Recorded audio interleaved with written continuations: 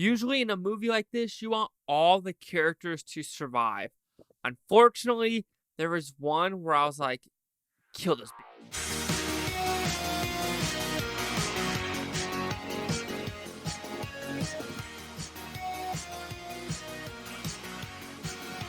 Chase Lee Hockey here with the Blue Futon reviewing The Blackening. So what's it about? Pretty simple premise.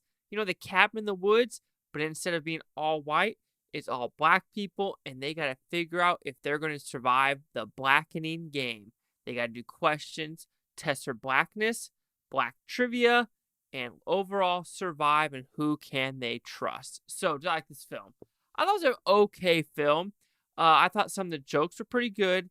The kills, and I think that was the issue. Tim Story does most comedies. I think he directed the first Fantastic Four. He did Ride Along. So he's trying to go into this new territory of quote-unquote horror/killing. And overall, it just feels a little bit cheap on some levels. And they could have ramped up the funness and the ridiculousness of it. But they relied too much on stereotypical tropes, racial stuff, Trump jokes, and drug jokes. And it got old a little bit too quickly. But let's talk about the positives of the film. I thought most of the acting is pretty good in this film of what they're trying to do. Except one person, and that will be in the complete negatives. But everyone kind of had their quote-unquote stereotype.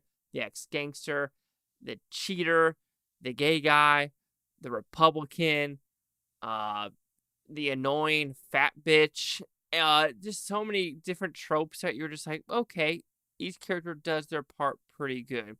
The story itself is fine. Of the whole board game, even though the more you think about it and how it was done, it kind of doesn't make sense with every different character being in different parts because of the whole trailer as you guys split up. And the more you think about where each character is, it kind of doesn't make sense of what is actually occurring. I can't really say anything positive about the kills because I just can't. When there are kills, it's all off camera. And I think if they actually showed the kills on camera, it would have been a lot more intense and extreme. But unfortunately, it wasn't that way.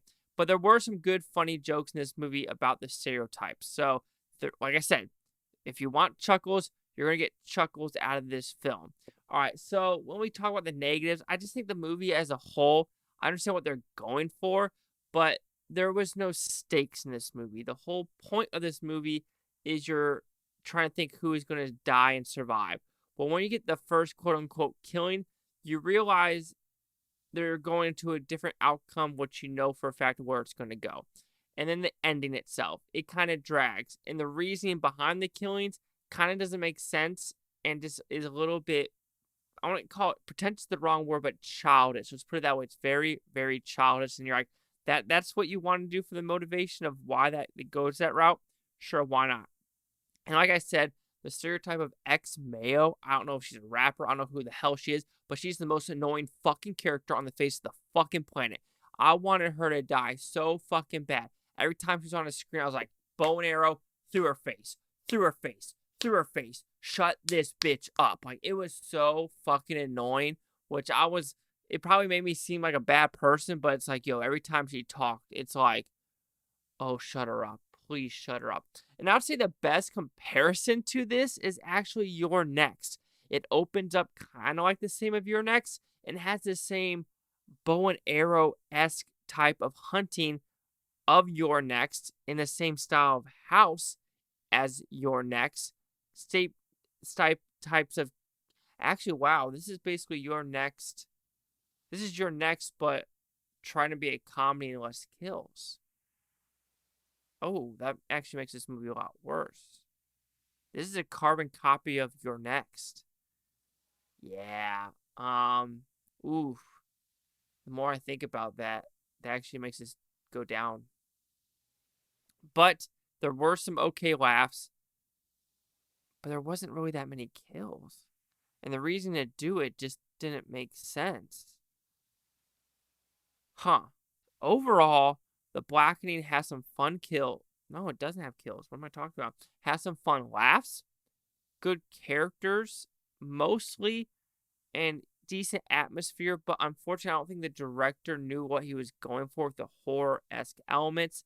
And the more I think about it, it's a carbon copy almost of Your Next with the most annoying fucking character this year. So the Blackening will receive a 2.5 out of 5 with Futons. It goes at 50%. We'll see the correction news scores gave this one. Holy shit.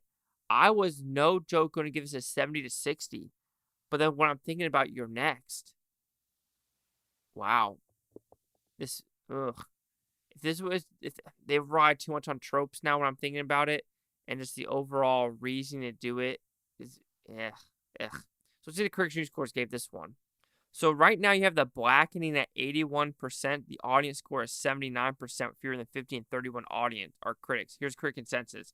While it could stand to be a little funnier and quite a bit scarier, the Blackening is a thoughtful satire that skewers horror tropes and racial stereotypes.